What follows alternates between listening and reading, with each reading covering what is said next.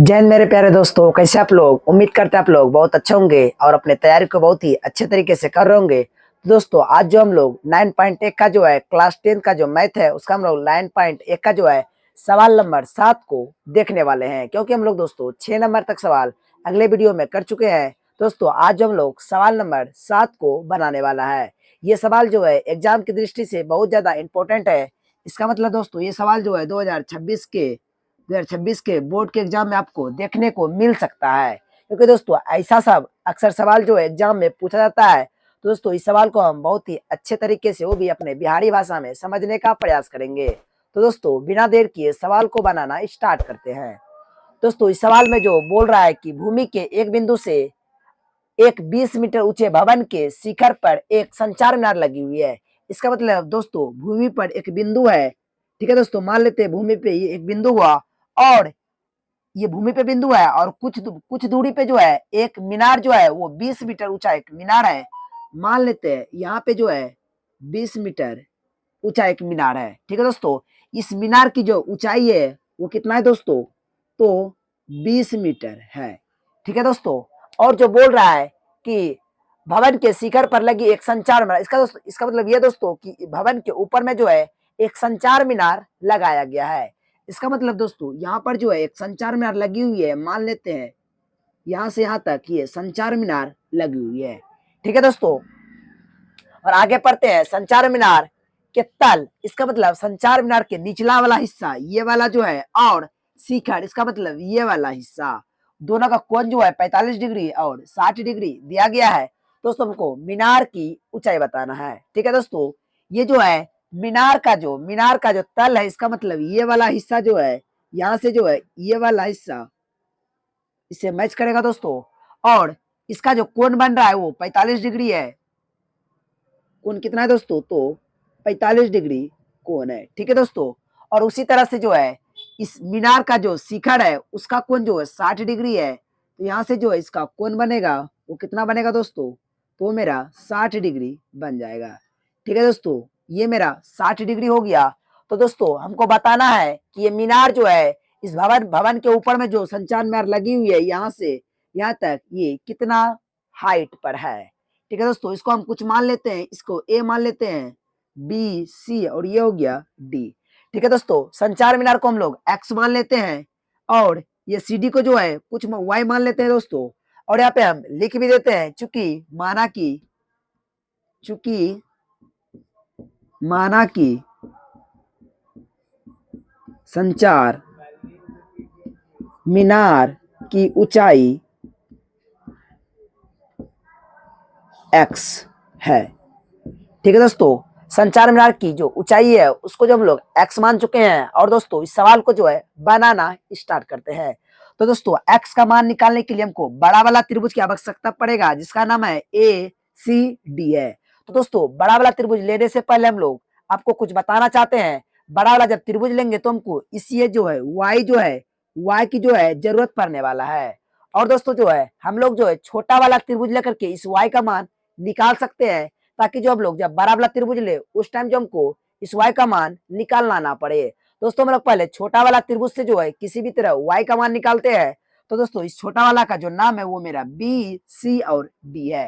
दोस्तों हम लोग त्रिभुज का जो यूज करने वाले हैं वो कौन सा त्रिभुज करने वाले हैं, त्रिभुज बी सी डी में, ठीक है दोस्तों। त्रिभुज जो हम लोग बी सी डी त्रिभुज इसीलिए ले रहे हैं क्योंकि हमको y का आगे जरूरत पड़ेगा। दोस्तों हम लोग y का मान निकालते हैं। तो दोस्तों इसमें जो है ये मेरा आधार है और ये मेरा लंब है। तो दोस्तों आप बता सकते हैं कि ये आधार और लंब जो है किस फार्मूला में जो है ये P और B की जरूरत पड़ता है। तो दोस्तों ये फार्मूला जो है टेन और कॉट का होता है। तो दोस्तों इसमें जब हम लोग टेन और कॉट दोनों में से कोई एक यूज करने वाले हैं, तो दोस्तों हम अक्सर सवाल में जो है टेन का यूज करते हैं, तो इसमें भी जो हम लोग टेन का ही यूज करेंगे।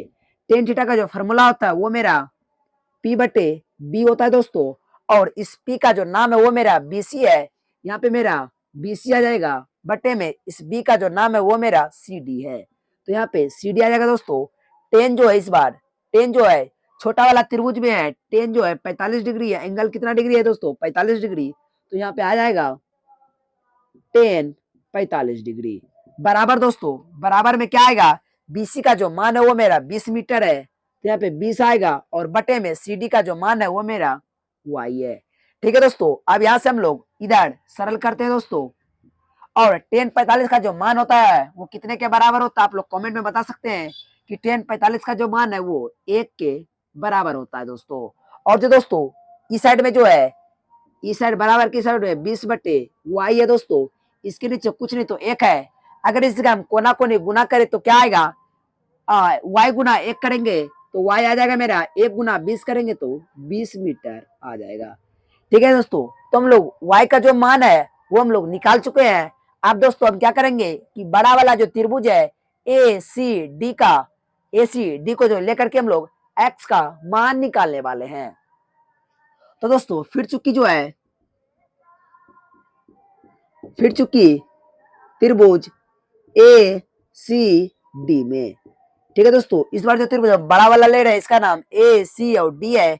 इसमें भी जो दोस्तों हम लोग को फॉर्मूला जो लगेगा, ये मेरा आधार हुआ, निचले वाला जो हिस्सा वो आधार होता है और ये मेरा लंब हुआ।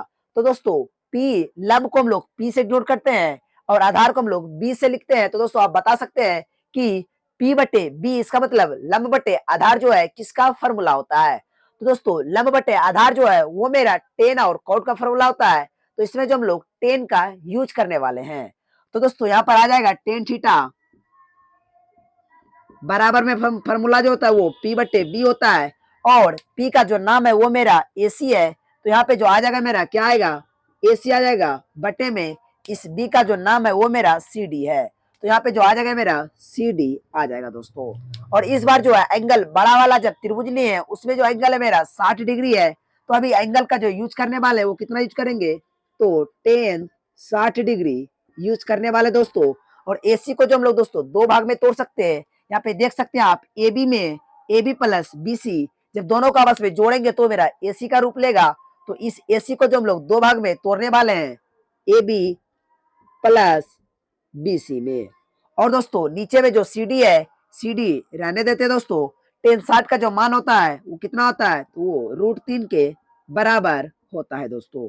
और ए बी का जो मान है दोस्तों एक्स है, तो यहाँ पे जो आ जाएगा मेरा बराबर में एक्स प्लस इस बी सी का जो मान है वो मेरा 20 के बराबर है। तो यहाँ पे 20 आ जाएगा दोस्तों बटे में सी डी का जो मान है वो मेरा वाई है। और वाई का जो मान है दोस्तों हम लोग निकाल के रखे हैं, वाई का जो मान है यहाँ पे निकाल के रखे हैं समीकरण फर्स्ट में, कितना है दोस्तों, तो 20 है। इस तरह से दोस्तों हम इसके नीचे कुछ नहीं तो 1 है दोस्तों। और अगर कोना कोनी गुना करे तो मेरा 1 गुना एक्स प्लस 20 करेंगे तो मेरा कितना आएगा, एक्स प्लस 20 ही आएगा दोस्तों।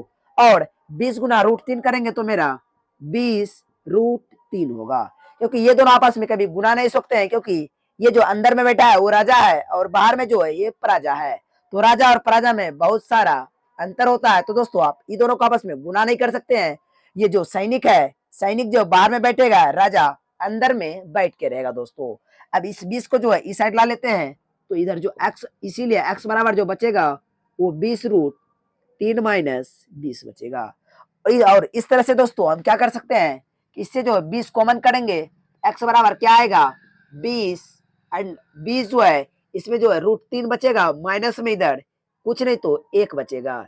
इतना मीटर जो मेरा x का मान निकलेगा। और दोस्तों हम लोग x जो मान है वो मीनार की ऊंचाई है। तो यहाँ पे लिख सकते हैं दोस्तों, लिख सकते हैं कि इसीलिए मीनार की ऊंचाई, इसीलिए दोस्तों मीनार की ऊंचाई बराबर x है। और x का जो मान हम लोग निकाल चुके हैं वो 20 अंदर √3 माइनस 1 मीटर है। तो दोस्तों बहुत ही सिंपल और आसान भाषा में जो हम लोग सवाल नंबर जो 7 है उसको हम लोग कंप्लीट कर चुके हैं। अगर आपको सवाल समझ में आ गया तो वीडियो को आप एक लाइक कर सकते हैं और अपने दोस्तों को शेयर भी कर सकते हैं और अपना प्यारा सा प्यार कमेंट के थ्रू जो है भेज सकते हैं। दोस्तों मिलते हैं हम लोग नेक्स्ट वीडियो में। जय हिंद।